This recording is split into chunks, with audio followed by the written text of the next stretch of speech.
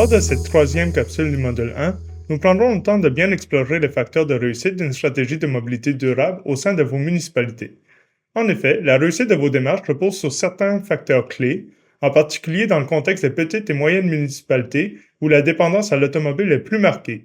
Vos milieux connaissent des défis uniques et qui nécessitent donc des solutions adaptées. C'est pourquoi nous pouvons vous dire qu'il n'existe pas une seule solution, mais plutôt des solutions possibles dans chacun de vos contextes spécifiques. Dans cette capsule, nous explorerons donc différentes clés de succès pour mettre en place des solutions de mobilité durable dans vos municipalités.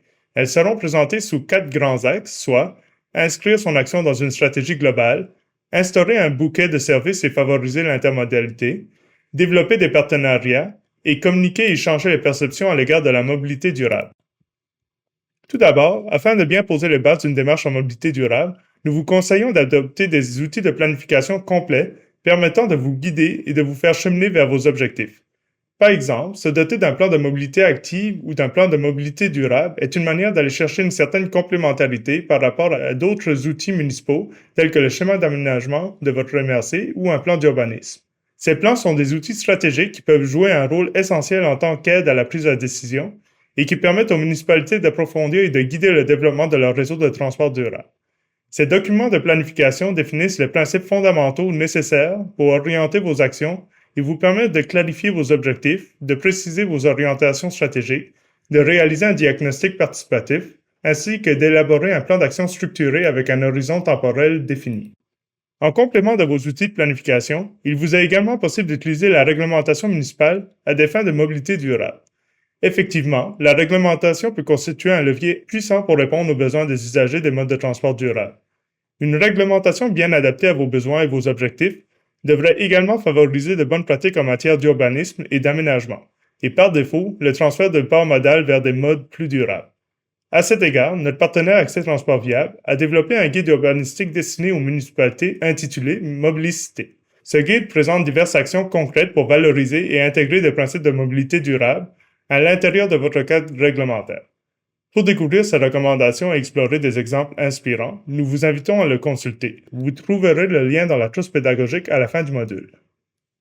À l'intérieur du développement de votre stratégie globale, vous serez amené à réaliser un diagnostic territorial. C'est la base de tout exercice de planification, pour ainsi identifier les besoins de la communauté et de chacune des parties prenantes à l'aide de données probantes.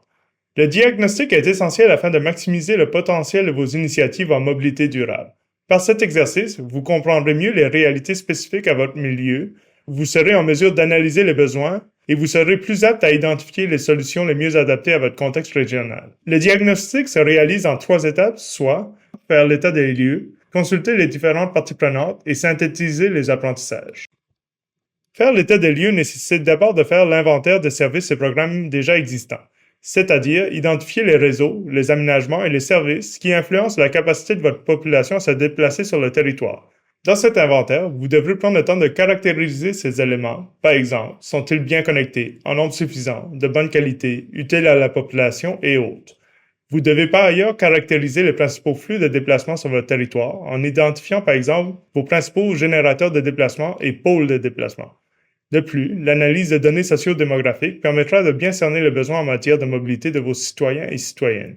Enfin, à cette étape-ci, n'hésitez pas à vous inspirer d'autres municipalités qui partagent un contexte semblable au vôtre et à aller voir les initiatives qu'elles ont elles-mêmes mises en place. Une fois que l'état des lieux est complet, il est également important de bien consulter votre population sur les enjeux vécus en lien avec leur déplacement. Mettez en place des activités participatives pour recueillir des données qualitatives et quantitatives. Cela vous permet également de mobiliser et faire participer votre communauté aux démarches et d'assurer une meilleure acceptation des mesures. Les sondages, les ateliers participatifs ainsi que les marches exploratoires sont des méthodes efficaces pour connaître les préférences et besoins de votre population. Les sondages permettent de récolter de larges banques de données quantitatives auprès de votre population, tandis que les ateliers participatifs et les marches exploratoires permettent de collecter des données qualitatives. Le tout va permettre d'explorer de façon participative les différentes idées et solutions concrètes pouvant être mises en place. Voici quelques exemples de questions à poser lors de sondages ou d'activités de consultation. Au sujet des habitudes de déplacement, combien de voitures votre ménage possède-t-il? Quels moyens de transport utilisez-vous le plus souvent pour vous rendre à votre principale occupation? Dans les 3 dernières années, parmi ces moyens de transport, lequel avez-vous déjà utilisé et à quelle fréquence? Au sujet de l'occupation principale et des déplacements dans la municipalité, Où se situe le lieu de votre principale occupation? À combien évaluez-vous la distance entre votre domicile et le lieu de votre principale occupation? Bref, toutes ces données vous aideront à détailler votre portrait de la situation et la plupart du temps à confirmer ou infirmer les données récoltées lors de la première étape. Enfin, une démarche diagnostique devrait se clore avec une bonne synthèse de tous les éléments relevés dans vos étapes précédentes. Cela permet de bien mettre en perspective les freins, les enjeux ou les éléments que vous possédez dans votre jeu de cartes et auxquels vous devez porter une attention particulière lors de vos interventions. Chez Mobilité, nous utilisons l'analyse FFOM, qui correspond aux forces, faiblesses, opportunités et menaces. Les forces concernent toutes les ressources internes à la municipalité qui favorisent le déplacement durable et sur lesquelles vous avez un certain contrôle. Par exemple, votre réseau, vos infrastructures et vos aménagements. Les faiblesses, quant à elles, concernent tous les éléments internes sur lesquels vous n'avez aucun contrôle. Les opportunités et les menaces, quant à elles, font plutôt référence aux facteurs externes qui favorisent ou non le déplacement durable sur votre territoire. Par exemple, un territoire avec peu de dénivelé pourrait être considéré comme un avantage pour les transports actifs, ou encore des conditions météo difficiles qui représenteraient plutôt une menace. Pour la deuxième clé de succès, il est aussi fortement recommandé d'envisager des interventions qui favorisent la diversité des alternatives à l'auto-solo, puisque les défis liés à la mobilité durable sont accentués par des territoires peu denses et de longues distances à parcourir. Il faut miser sur une offre de mobilité durable qui se distingue par sa flexibilité et sa diversité. Plusieurs expressions résument bien cette stratégie, telles que celle du bouquet de services ou encore du cocktail transport. L'important, c'est que l'ensemble des solutions soient complémentaires et permettent de répondre aux différents besoins de mobilité des citoyens et citoyennes. À chaque déplacement, son bon mode. Ce n'est effectivement pas une seule mesure qui peut rivaliser avec l'automobile en matière de flexibilité et de temps de déplacement, mais bien la somme des options proposées. Le bouquet de services peut comprendre une variété d'options comme des modes de transport actifs comme la marche ou le vélo, les transports en commun à l'aide d'autobus ou de taxibus, le covoiturage ou l'autopartage. L'essentiel, c'est de permettre l'interconnexion entre les modes, et ce modèle ne vise pas à éliminer entièrement l'usage de la voiture, mais bien au contraire plutôt à encourager son utilisation de manière équilibrée et complémentaire aux autres modes adaptés aux réalités locales.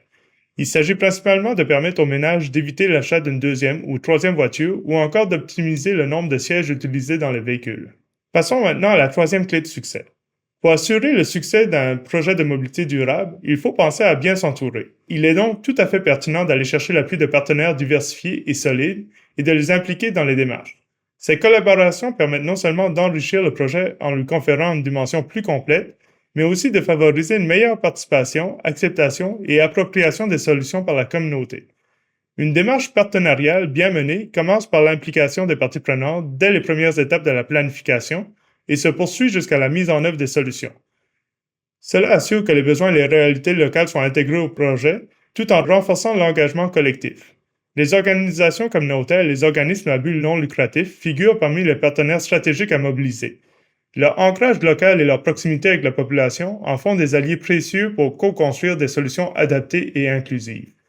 D'autres acteurs, comme les employeurs et les organisations touristiques ou de l'événementiel, ont également un rôle déterminant à jouer dans la promotion de la mobilité durable. Ces générateurs de déplacement peuvent influencer positivement les comportements de déplacement en mettant en place des mesures concrètes au sein de l'organisation, telles que des incitatifs financiers, des infrastructures pour les déplacements actifs ou encore des alternatives à l'auto-solo. Toutefois, pour maximiser leurs impacts, elles doivent être accompagnées par la municipalité, qui se doit d'occuper un rôle de leader afin de les aider à atteindre leurs objectifs. En complément, les municipalités peuvent bénéficier du soutien précieux de firmes d'experts en mobilité durable, comme votre centre de gestion de déplacement régional, par exemple. Pour conclure avec une dernière clé de succès, il ne faut pas négliger l'importance de bien communiquer pour travailler à changer les perceptions négatives à l'égard de la mobilité durable qui ont tendance à s'enraciner et se maintenir dans l'imaginaire collectif. Ce sujet sera abordé plus en profondeur dans un prochain module.